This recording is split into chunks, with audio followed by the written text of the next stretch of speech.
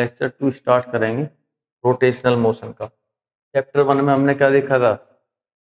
Centre of mass के बारे में। ठीक है, तो इम्पोर्टेंट टॉपिक था। अब करेंगे कुछ रिलेशंस। तो जब चीजें हमारी घूमती रहती हैं यानी कि रोटेशन करती हैं, तब कुछ इंपॉर्टेंट टर्म्स हमें जानने जरूरी है। ठीक है, तो अगर कोई चीज ऐसे घूम रही होगी तो वो कहाँ जाएगी? डिस्प्लेसमेंट तो कवर वो भी कर रही है, लेकिन कहीं जा थोड़ी ना रही है, तो उसके डिस्प्लेसमेंट को क्या कहते हैं? Angular displacement. ठीक है, तो इसी तरह कुछ क्वांटिटीज हैं जिनके रिलेशन के बारे में पढ़ेंगे। तो सबसे पहले है relation of different physical quantity of rotational motion with translatory motion. तो कौन कौन से अब क्वांटिटीज होंगे जिनके रिलेशन देखेंगे। सबसे पहले एंगुलर डिस्प्लेसमेंट के बारे में जानेंगे। अगर कोई बॉडी रोटेट कर रही होगी, ठीक है, ऐसे रोटेट कर रही होगी सर्कल में, तो उसके डिस्प्लेसमेंट को किससे बताएंगे? एंगुलर डिस्प्लेसमेंट से। सपोज ये पार्टिकल है, ये सर्कुलर मोशन कर रहा है, अभी ये पार्टिकल यहाँ था, अभी चल के यहाँ आ गया, तो इसने कितना एंगुलर डिस्प्लेसमेंट कवर किया? थीटा। ठीक है, और ये थीटा का जो फॉर्मूला होगा वो क्या होगा? दैट आर्क अपॉन में रेडियस। ऐसा यूनिट क्या होगी इसकी नापने की? रेडियन। ठीक, तो एंगुलर डिस्प्लेसमेंट है ना, तो एंगुलर डिस्प्लेसमेंट क्या है? The particular angle cover by A particle in given angular displacement. तो उस तरह के रिलेशंस पता होने चाहिए। जैसे ट्रांसलेटरी मोशन में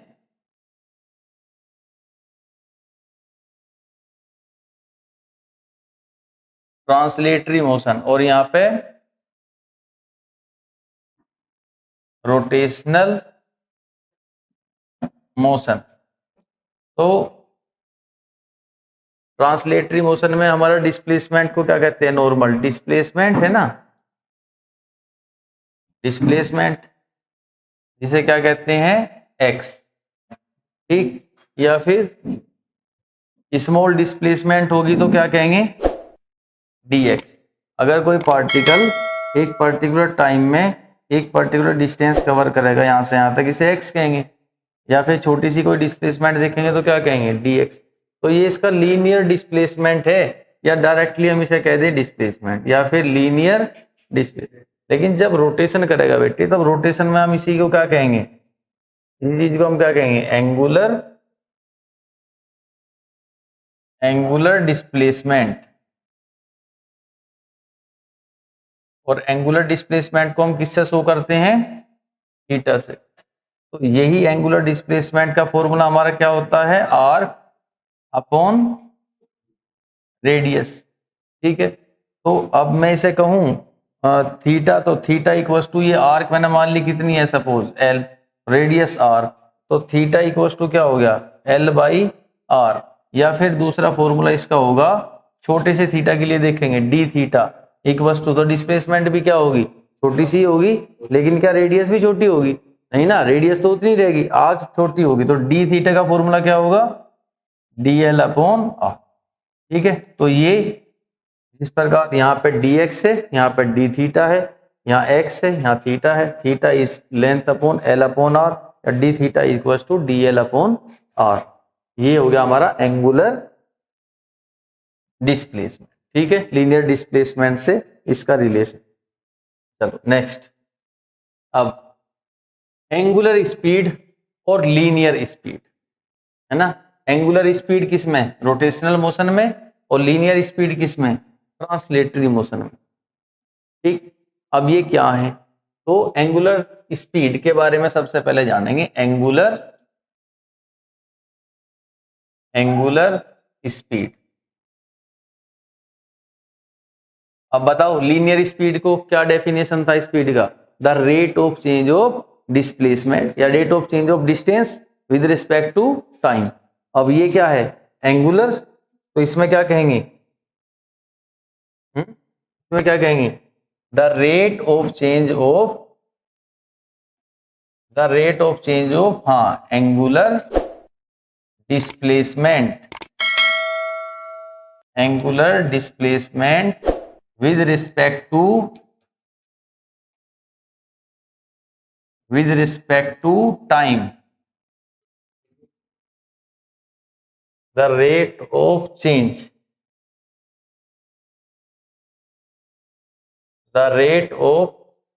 of angular displacement with respect to time is known as angular speed.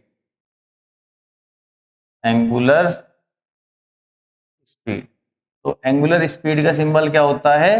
Omega. क्या कहते हैं इसे? ओमेगा। कुछ इस प्रकार ऐसे, ये है ओमेगा। ठीक है। तो अब सपोज कोई पार्टिकल है, सर्कुलर मोशन कर रहा है, अब इधर की तरफ अगर ऐसे रोटेट करेगा एंटी क्लॉकवाइज, तो उसके स्पीड को क्या कहेंगे? ओमेगा, है ना। कितना रेट ऑफ चेंज ऑफ, यानी कि ओमेगा का फॉर्मूला क्या बनेगा बताओ? वेलोसिटी का क्या बनता है? स्पीड का।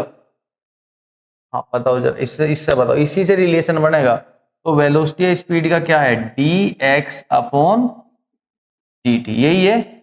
ठीक है। तो इसमें क्या होगा? इसमें क्या होना चाहिए? Omega equals to d theta upon d t. ये क्लियर हो गया। अब हमें क्या करना है? रिलेशन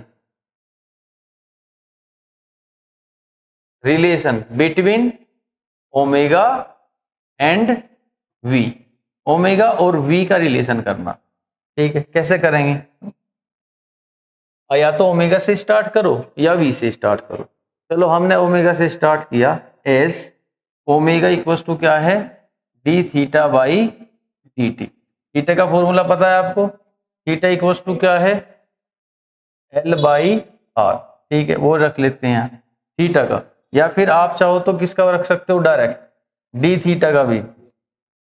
डी थीटा का रखोगे, ये कितना है? D l upon r. ठीक है, यहां रख लो। तो ओमेगा इक्वल्स टू कितना आ गया? डी थीटा की जगह हमने रखा D l upon d t, और ये क्या बच गया यहाँ पे? आर। ठीक है, ये आर बाहर। तो ये D l upon d t, ये एल तो हमारी लेंथ है, तो rate of change of length या डिस्टेंस क्या होती है? वेलोसिटी। तो ओमेगा इक्वल्स टू क्या आया? ओमेगा इक्वल्स टू आ गया वेलोसिटी अपॉन में आर, या वी हमारा आ गया ओमेगा। ये रिलेशन होगा वेलोसिटी का और ओमेगा का, या स्पीड का, लीनियर स्पीड, ट्रांसलेटरी स्पीड का, और रोटेशनल स्पीड का, या एंगुलर स्पीड। क्लियर आ गया समझ में? ठीक है। इसे चाहे तो हम वेलोसिटी के फॉर्मूले से भी कर सकते हैं, दोनों तरफ से हो जाएगा। Next, angular acceleration and linear acceleration. तो अब सबसे पहले जानेंगे एंगुलर एक्सीलरेशन क्या है। ठीक है। लीनियर एक्सीलरेशन तो सबको पता है क्या होता है? The rate of change of velocity, है ना। A equals to d v upon d t. अब हमें जानना है एंगुलर एक्सीलरेशन। तो एंगुलर एक्सीलरेशन क्या हो? एंगुलर एक्सेलरेशन, एंगुलर एक्सीलरेशन का सिंबल हम क्या यूज करते हैं? एल्फा। ठीक है। तो ये क्या होगा? लीनियर एक्सीलरेशन क्या है आपका? बताओ जरा। लीनियर एक्सीलरेशन तो ए है, जिसे हम क्या कहते हैं? Linear acceleration rate of change of velocity, यानी कि उसको हम कहेंगे a equals to d v upon d t, है ना। तो ये कितना होगा बताओ? अल्फा हमारा, अल्फा कितना होगा? डी, हाँ यहाँ पे क्या लिखेंगे? वी की जगह ओमेगा। यहाँ लीनियर वेलोसिटी, तो यहाँ क्या होगा? Angular velocity. तो d omega by d t. इसका डेफिनेशन क्या फॉर्म करें बताओ? The rate of change of angular speed with respect to time. ठीक है, सिंपल है। बस वैसे ही आप लीनियर से इसको कंपेयर कर लो। तो इसका definition, the rate of change of angular speed with respect to time is known as angular acceleration.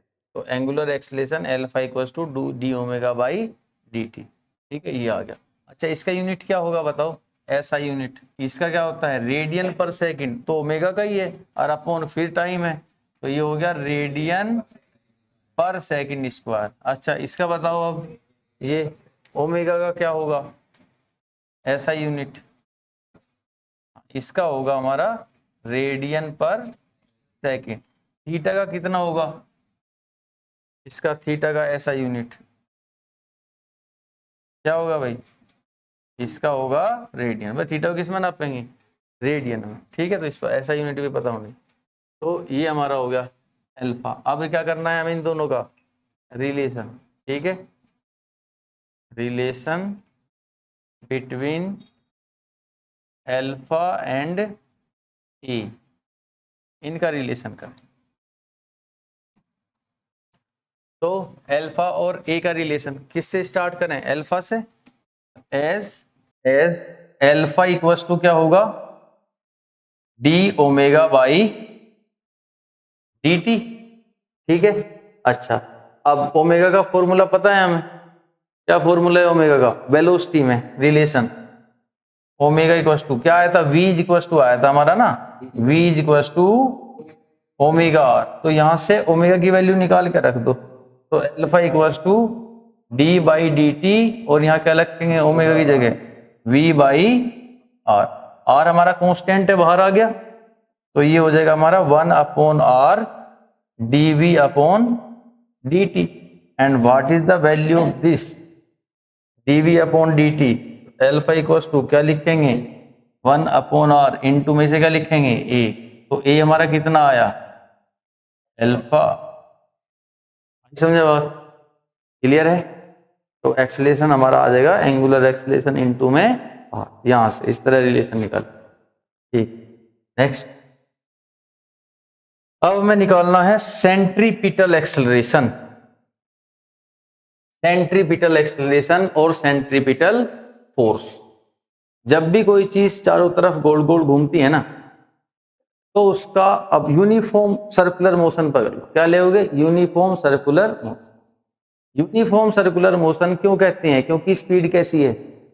Constant, speed change नहीं हो रही। स्पीड यूनिफॉर्म सर्कुलर मोशन में स्पीड चेंज नहीं होती, लेकिन वेलोसिटी चेंज होती, क्योंकि वेलोसिटी में तो डायरेक्शन है, तो डायरेक्शन चेंज होगी तो वेलोसिटी भी चेंज, तो वेलोसिटी चेंज होती है। वेलोसिटी चेंज हो रही है तो एक्सेलरेशन भी है। और जब भी कोई चीज गोल गोल इस तरह घूम रही होगी, तो उसमें हमेशा एक एक्सेलरेशन काम करता है, जिसे कहते हैं सेंट्रीपिटल एक्सेलरेशन। होता है सेंटर की तरफ, हमेशा टुवर्ड सेंटर। तो ये जो एक्सेलरेशन होगा वो कैसे होगा और कैसे हम निकाल लेंगे? ये सेंट्रीपिटल एक्सेलरेशन। ठीक है, ये है सेंट्रीपिटल एक्सेलरेशन। तो सपोज कोई पार्टिकल है, वो इधर था, तो उसका वेलोसिटी इधर था। कितना था ये वेलोसिटी? v1। ऐसा मान, कितना वेलोसिटी था? v1। वेक्टर होता है लगा। इधर था तो वेलोसिटी कितना था? v2। वेलोसिटी में चेंज आया तो एक्सेलरेशन होगा। यहां से यहां तक में इसने कितना एंगल कवर किया? D theta. तब वो छोटा सा एंगल कवर किया, कितना? D theta. ठीक है, बात समझ आई? अब ये इतना एंगल कवर करके, इतनी डिस्टेंस कवर करके ये इधर आ गया।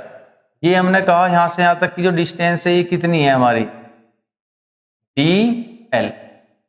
ये जो लेंथ इसने कवर की यहां तक कितनी की? D L. तो एक ट्रायंगल तो हमारा ये हो गया, ओ ए बी। अब आप ये वाली दो रेस अभी मुझे बताओ, हमने एक फिजिक्स में फिनोमिना पढ़ा था मैथ्स का, कि दो लाइन मिलके क्या बनाती है? एंगल। कोई भी एंगल ये दो लाइन मिलके बना रही हैं, इन दोनों लाइन पे दो परपेंडिकुलर भी आपस में क्या एंगल कर रही होंगी? सेम। तो जैसे इस पे मैं एक परपेंडिकुलर ऐसे खींच दूर, इस पे एक परपेंडिकुलर ऐसे खींच, तो इनके बीच का एंगल भी क्या होगा? सेम होगा। ये पक्का फिनोमिना। ठीक है, देख अब बताओ, ये लाइन पे, ये लाइन और ये लाइन, ये दोनों रेडियस, ये आर है, ये दोनों रेडियस यहाँ पे मिलके एक एंगल फॉर्म कर रही है डी थीटा। ये वाली जो लाइन है ये इस पे परपेंडिकुलर है क्योंकि रेडियस पे टेंजेंट है, और इस वाली लाइन है परपेंडिकुलर ये है, तो ये दोनों मिलके भी कितना एंगल फॉर्म कर रही होंगी? D theta. तो अब यहां से देखेंगे, ये एंगल अगर मैं अलग से निकाल लूं तो मेरे पास ये होगा कि इधर की तरफ वेलोसिटी हमारी ये वाली वेलोसिटी को मैंने कितना माना v2 और इस वेलोसिटी को कितना माना v1 और इन दोनों v1 v2 के बीच में भी एंगल कितना होगा d थीटा। तो ये जो होगा ना यहां से यहां तक ये आपका होगा change in velocity dv, delta v या dv ऐसे लिख दो, ये होगा हमारा चेंज इन वेलोसिटी, ये चेंज इन वेलोसिटी। ठीक है, तो अगर मैं देखूं कि वेलोसिटी में चेंज क्या है तो चेंज तो है, यहां से यहां तक वेलोसिटी होगी, ठीक, लेकिन इसका मैग्नीट्यूड कितना होगा 0। मैग्नीट्यूड चेंज नहीं हो रहा, डायरेक्शन चेंज हुई, तो चेंज इन वेलोसिटी जो भी होगा उसका मैग्नीट्यूड क्या होगा, है ना ऐसे। चलो ठीक, तो ये चेंज इन वेलोसिटी इतना समझा हमने, ये वेलोसिटी v1 ये v2, ये भी एंगल हमारा, ये भी हमारा एक ट्रायंगल है, ये भी ट्रायंगल है, इस ट्रायंगल में भी एंगल कितना है d थीटा, इस ट्रायंगल में भी एंगल कितना है d थीटा। तो अगर मैं ये वाले ट्रायंगल को क्या कहूं PQR, तो यहां लिखेंगे, अब पहले तो सेंट्रीपिटल एक्सीलरेशन का डेफिनेशन दे दो, सेंट्रीपिटल एक्सीलरेशन, तो the acceleration of A particle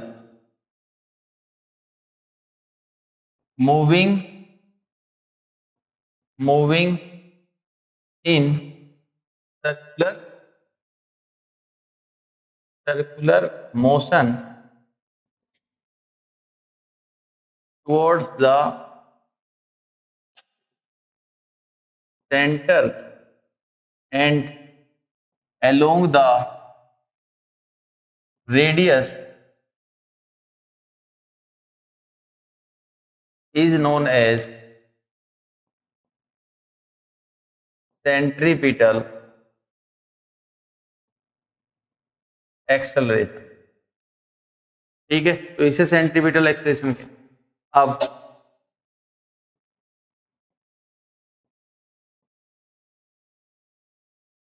ये जो ट्रायंगल है फ्रॉम ट्रायंगल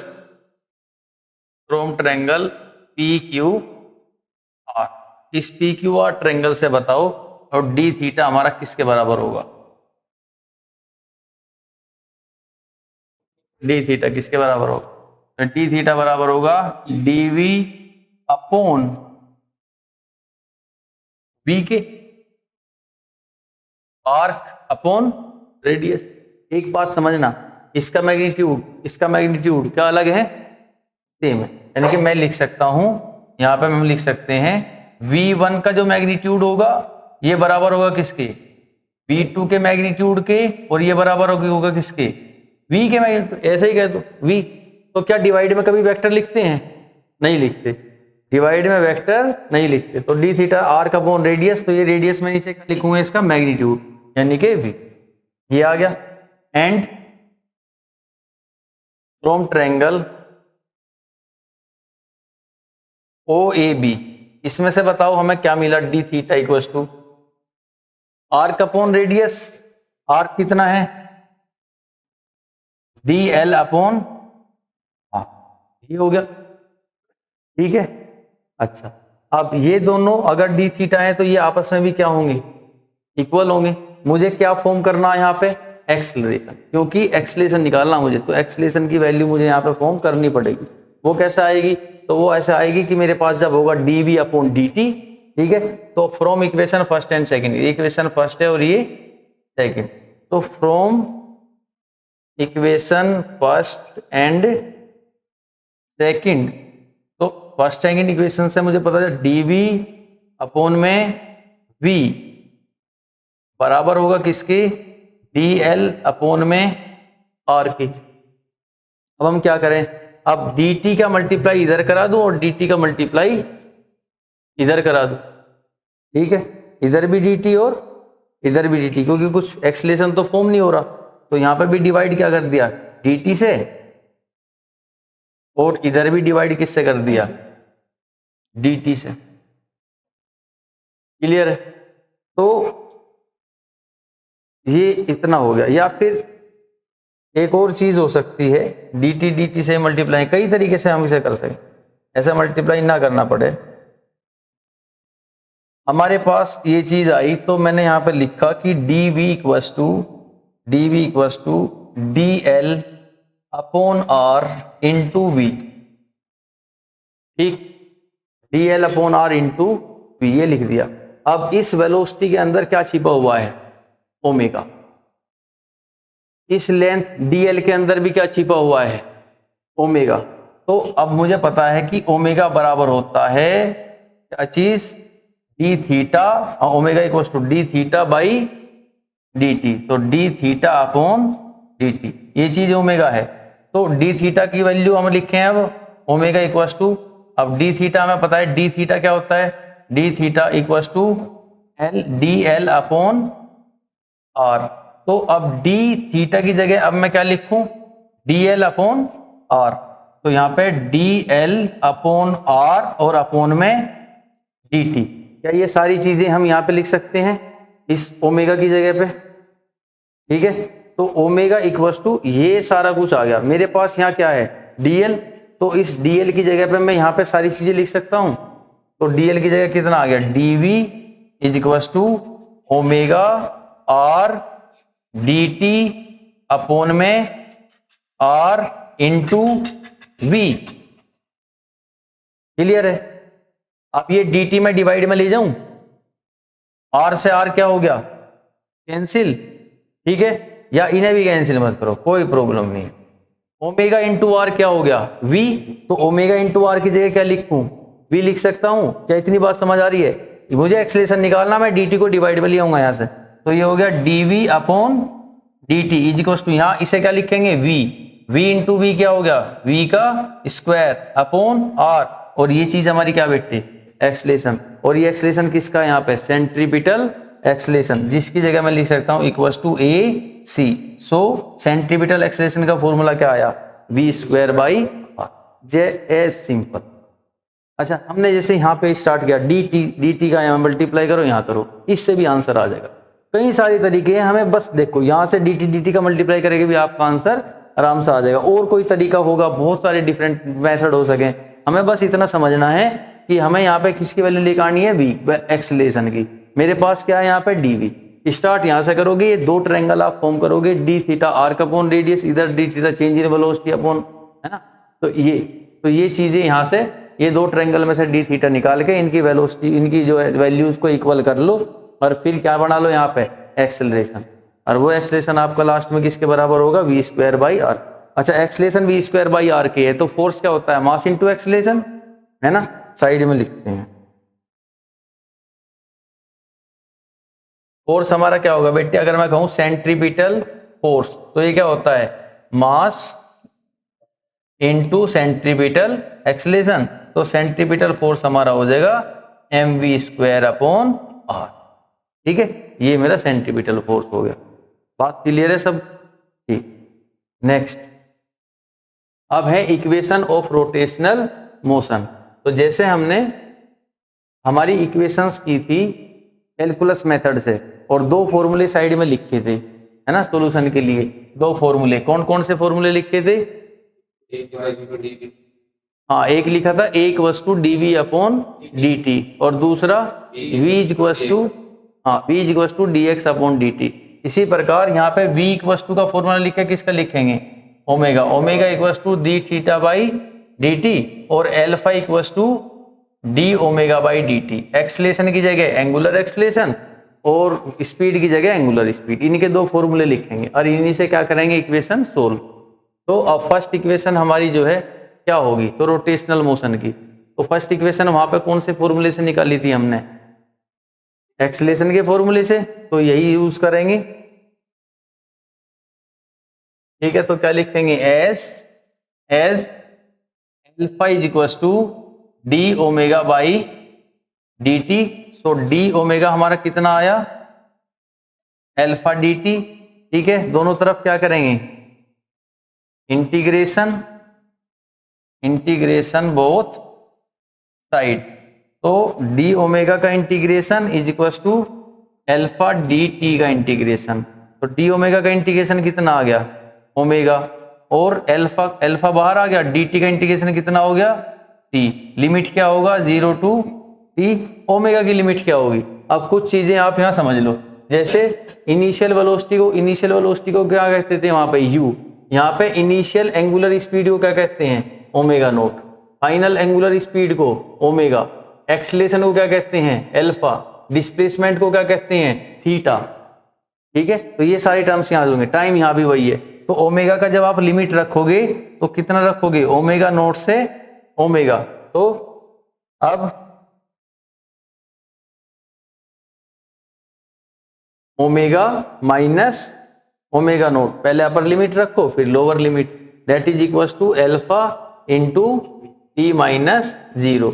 तो omega is equal to omega naught, इधर आके प्लस हो गया और प्लस में अल्फा टी। तो फर्स्ट इक्वेशन हमारी क्या आई, omega is equal to omega note plus alpha t. Now second equation, अब साइड में इसमें भी लिख लो कि omega equal to d theta by d t and alpha is equal to d omega by d t. ठीक है, अब बताओ बेटे इक्वेशन स्टार्ट कहाँ से करेंगे। सेकंड इक्वेशन में तो डिस्प्लेसमेंट था, कहाँ से स्टार्ट किया था हमने फर्स्ट से, कि s omega is equal to d theta by d t, cross multiply करोगे तो डी थीटा कितना आ जाएगा ओमेगा डी टी। ओमेगा का फॉर्मूला रखोगे यहाँ जैसे उसमें रखा था v का, तो ओमेगा इज इक्वल टू हमारा क्या आया था omega note plus alpha t, ये वैल्यू यहाँ रखेंगे तो d theta is equal to हो जाएगा omega note plus alpha t, और बाहर क्या है डी टी। अब डी टी का मल्टीप्लाई इसमें भी और इसमें भी, तो d theta equal to omega note d t plus alpha t. अच्छा एक पॉइंट और, यहाँ पे हम वैल्यू किसकी लेंगे ओमेगा की, हमने रख दी यहाँ पे वैल्यू ओमेगा की, v की वैल्यू ले सेकंड इक्वेशन सोल्व करते हैं तो वैल्यू किसकी लेंगे v की, लेकिन जब इसी से थर्ड इक्वेशन सोल्व करेंगे तो वैल्यू किसकी लेंगे dt की, और एक्सीलरेशन यानी कि अल्फा के फॉर्मूले से। क्लियर हो गया, चलो अब बताओ अल्फा टी dt। अब फिर इंटीग्रेशन करो, इंटीग्रेशन बोथ साइड, तो डी थीटा का integration that is equal to omega note d t का integration plus alpha t d t का इंटीग्रेशन। तो डी थीटा का इंटीग्रेशन कितना आ गया थीटा, यहाँ से ओमेगा नोट बाहर आ गया, डी टी का इंटीग्रेशन कितना हो जाएगा बाद में टी, और ये बचा हमारा टी डी टी। अब theta is equal to omega nought, इसका इंटीग्रेशन कितना होगा टी और लिमिट 0 से टी, प्लस अल्फा, इसका इंटीग्रेशन कितना होगा टी स्क्वायर बाई 2 और लिमिट 0 से टी। ठीक है, ये वैल्यूज रखोगे,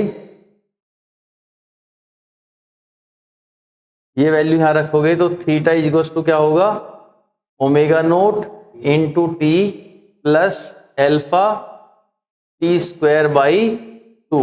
तो मैं इसे लिख सकता हूँ theta equal to omega nought t plus half alpha t square, and that is our second equation of rotational motion. ठीक है, अब थर्ड इक्वेशन,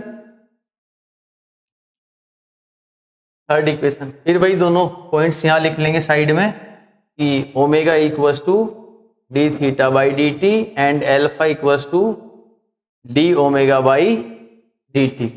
अब थर्ड इक्वेशन भी स्टार्ट कहाँ से करोगे बेटे, as omega equals to d theta by d t. तो यहाँ से डी थीटा इक्वल्स टू कितना आया ओमेगा डी टी, वैल्यू किसकी लोगे डी टी की, कहाँ से अल्फा के फॉर्मूले में से, तो d theta is equal to omega और डी डी टी की वैल्यू क्या होगी d omega by alpha, alpha इधर ले चले गए, ठीक है अल्फा इधर ले जाओ, तो alpha d theta is equal to omega d omega. अब इंटीग्रेशन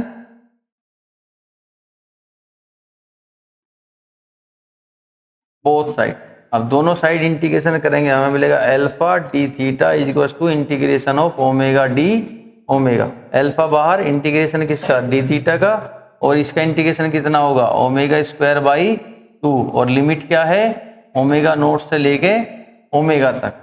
ठीक,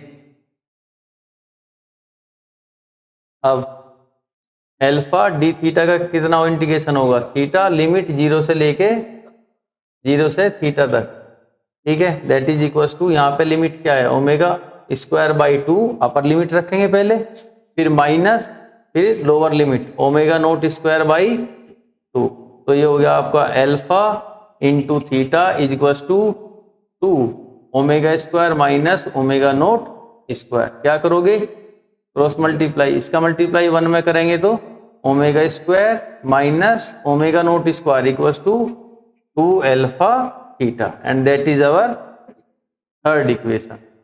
ठीक है, तो बस ये हमारे बेसिक्स थे। के बाद अब आगे रोटेशन मोशन में थर्ड लेक्चर बाद